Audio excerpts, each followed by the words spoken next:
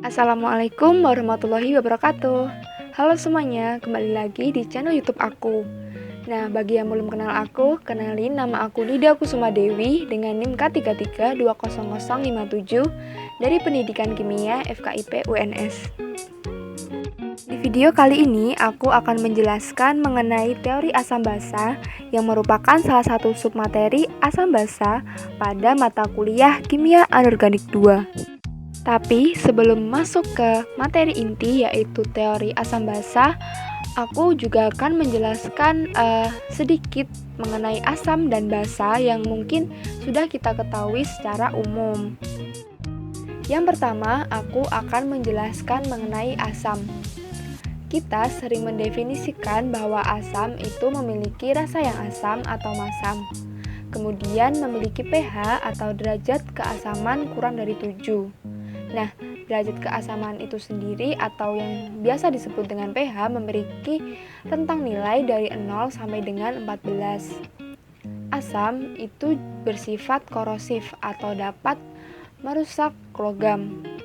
Kemudian, apabila asam diuji menggunakan indikator sederhana, yaitu indikator lakmus merah dan juga biru, asam dapat memerahkan lakmus biru namun tidak merubah warna dari lakmus merah. Untuk contoh dari asam, yang pertama ada asam tartrat yang terdapat pada buah anggur, asam sitrat yang terdapat pada buah jeruk, asam klorida atau asam lambung, dan juga asam karbonat yang terdapat pada minuman berkarbonasi. Sedangkan basa itu memiliki rasa yang pahit, kemudian memiliki pH atau derajat keasaman lebih dari 7, bersifat kaustik atau dapat merusak kulit, dan apabila diuji menggunakan lakmus merah dan lakmus biru, basa dapat membirukan lakmus merah namun tidak merubah warna dari lakmus biru. Untuk contoh basa yang ada di kehidupan sehari-hari, misalnya pada sabun, pada cairan pembersih dan juga deterjen. Seiring dengan perkembangan zaman, ternyata banyak ilmuwan yang mengungkapkan mengenai teori asam dan basa. Nah, ada 3 teori asam basa utama yang masih dipelajari sampai sekarang. Yang pertama ada teori asam basa Arrhenius, yang kedua ada teori asam basa Bronsted-Lowry, dan yang ketiga ada teori asam basa Lewis. Oke, yang pertama aku akan menjelaskan mengenai teori asam basa Arrhenius. Sesuai dengan namanya, teori ini dikemukakan oleh seorang ilmuwan berasal dari Swedia yang bernama Svante August Arrhenius pada tahun 1887. Arrhenius mempelajari tentang sifat-sifat larutan elektrolit. Kemudian pada teori ini menjelaskan bagaimana kekuatan asam dalam air tergantung pada konsentrasi ion-ion hidrogen di dalamnya. Menurut Arrhenius, asam didefinisikan sebagai zat yang dapat melepaskan atau menghasilkan ion hidrogen atau H+ jika dilarutkan dalam air. Untuk contohnya ada HCl atau asam klorida, HCN atau asam sianida, HNO3 atau asam nitrat, H2SO4 atau asam sulfat, dan CH3COOH atau asam asetat yang tentunya harus dilarutkan dulu di dalam air. Nah, untuk contohnya di sini ada HCl atau asam klorida yang dilarutkan dalam air, kemudian membentuk ion hidronium atau H3O+ dan ion klorida atau Cl-. Nah, di sini larutan HCl atau asam klorida bersifat asam karena setelah dilarutkan dalam air menghasilkan ion hidronium atau H3O+. Sedangkan basa menurut teori asam basa Arrhenius merupakan zat yang dapat melepaskan atau menghasilkan ion hidroksida atau OH- jika dilarutkan dalam air. Untuk contohnya ada NaOH, KOH, MgOH2, FeOH3, dan sebagainya, yang tentunya harus dilarutkan terlebih dahulu di dalam air. Untuk contoh reaksinya, seperti yang ada pada layar, ada KOH, CaOH2, dan MgOH2 yang telah dilarutkan di dalam air. Teori asam basa Arrhenius merupakan teori asam basa yang pertama kali dapat diterima. Namun, di samping hal itu, teori ini juga memiliki beberapa kekurangan. Antara lain, yang pertama, hanya dapat menjelaskan sifat asam basa apabila suatu zat dilarutkan dalam air, atau dapat dikatakan juga hanya terbatas pada air. Yang kedua, itu tidak dapat menjelaskan sifat basa amonia dan natrium karbonat yang tidak mengandung ion hidroksida atau OH-, namun dapat menghasilkan ion hidroksida atau OH- ketika dilarutkan dalam air. Kemudian yang kedua ada teori asam basa Bronsted-Lowry. Teori ini dikemukakan pada tahun 1923 oleh ilmuwan yang berasal dari Denmark bernama Johannes Nicholas Bronsted dan juga Thomas Martin Lowry yang berasal dari Inggris. Teori ini berdasarkan sebuah fakta bahwa dalam reaksi asam basa melibatkan transfer proton atau H+ dari suatu zat ke zat yang lain. Menurut teori asam basa Bronsted-Lowry, asam adalah suatu molekul atau ion atau spesi yang memberikan proton atau H+ kepada suatu molekul atau ion. Nah, asam pada teori asam basa Bronsted-Lowry disebut sebagai donor proton. Kemudian, asam yang telah melepas atau memberikan H+ kepada suatu senyawa akan membentuk suatu spesi yang disebut basa konjugasi. Sedangkan untuk basa menurut teori ini merupakan suatu molekul atau ion atau spesi yang menerima proton atau H+ dari suatu molekul atau ion, sehingga disebut sebagai asektor proton. Kemudian basa yang telah menerima H+ dari suatu senyawa akan membentuk suatu spesi yang bernama asam konjugasi. Nah, untuk contoh asam dan basa menurut teori Bronsted-Lowry ini ada HCl atau asam klorida yang berperan sebagai asam, kemudian bereaksi dengan H2O atau air yang berperan sebagai basa, kemudian membentuk ion hidronium atau H3O+ sebagai asam konjugasi, dan menghasilkan juga ion klorida atau Cl- yang berperan sebagai basa konjugasi. Nah, di sini HCl atau asam klorida berperan sebagai asam karena dapat memberikan H+ atau dapat mendonorkan proton, sehingga disebut sebagai donor proton.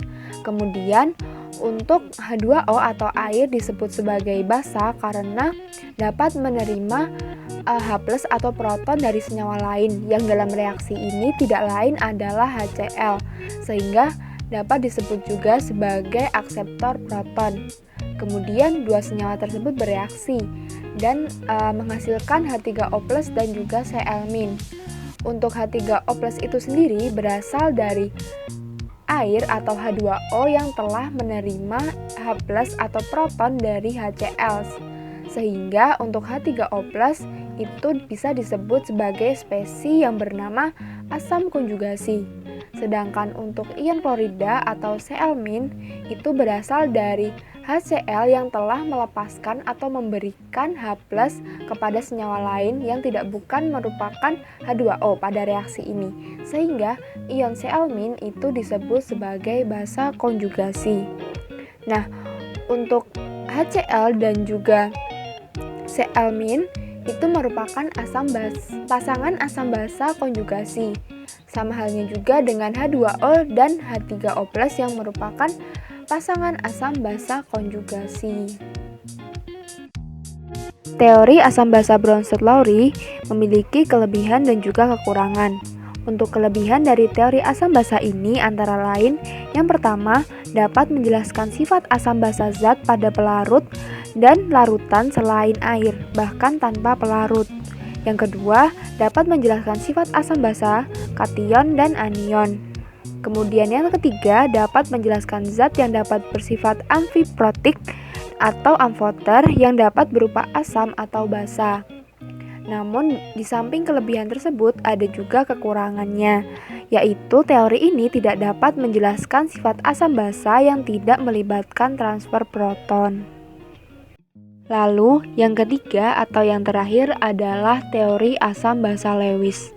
Pada tahun 1923, seorang ilmuwan kimia yang berasal dari Amerika Serikat bernama Gilbert Newton Lewis mengungkapkan atau mengemukakan sebuah teori asam basa yang lebih luas dibandingkan dengan dua teori sebelumnya, yang menekankan pada pasangan elektron yang berkaitan dengan struktur dan ikatannya. Pada teori asam basa Lewis ini, asam diartikan sebagai senyawa yang dapat menerima pasangan elektron dari senyawa lain sehingga membentuk ikatan kovalen koordinasi, atau juga bisa disebut sebagai akseptor pasangan elektron. Untuk contohnya ada BF3, FeCl3, dan AlCl3. Sedangkan basa menurut teori ini merupakan senyawa yang dapat memberikan pasangan elektron kepada senyawa lain sehingga membentuk ikatan kovalen koordinasi, atau bisa disebut sebagai donor pasangan elektron. Nah, untuk contohnya di sini ada NH3, H2O, dan ion Cn-. Nah, untuk contoh asam basa dari teori asam basa Lewis ini dapat dilihat pada reaksi antara H+ atau ion hidrogen dengan NH3 atau amonia membentuk ion amonium atau NH4+. Nah, pada reaksi ini H+ atau ion hidrogen berperan sebagai asam karena ion H+ menerima sepasang elektron dari NH3 untuk bisa berikatan kovalen koordinasi, atau bisa disebut sebagai akseptor pasangan elektron. Sedangkan NH3 atau amonia berperan sebagai basa karena NH3 menyumbangkan atau mendonorkan satu pasang elektronnya kepada H+ untuk berikatan kovalen koordinasi, sehingga dapat disebut sebagai donor pasangan elektron. Kemudian, keduanya berikatan kovalen koordinasi dan membentuk ion amonium atau NH4+. Teori asam basa Lewis memiliki kelebihan dan juga kekurangan. Untuk kelebihan dari teori asam basa ini antara lain yang pertama, dapat menjelaskan sifat asam basa yang tidak melibatkan transfer proton. Kemudian yang kedua, dapat menjelaskan sifat asam basa oksida asam dan oksida basa. Yang ketiga, dapat menjelaskan sifat asam basa molekul senyawa yang memiliki pasangan elektron bebas. Dan yang keempat, dapat menjelaskan sifat asam basa zat organik seperti protein dan DNA. Namun di samping kelebihan tersebut ada juga kekurangannya, yaitu teori ini hanya dapat menjelaskan sifat asam basa zat atau ion yang mencapai kaidah oktet atau kestabilan saja. Oke, gak kerasa ya ternyata kita sudah sampai di penghujung video, yang artinya penyampaian materi dari aku terkait teori asam basa mungkin aku cukupkan dulu sampai di sini. Terima kasih untuk teman-teman semua yang sudah menonton dan semoga video kali ini bermanfaat bagi kalian semua. Dan jangan lupa untuk like dan komen di video ini, dan jangan lupa juga untuk subscribe channel YouTube ini supaya tidak ketinggalan video-video dari aku. Dan sampai jumpa di video selanjutnya. Dadah!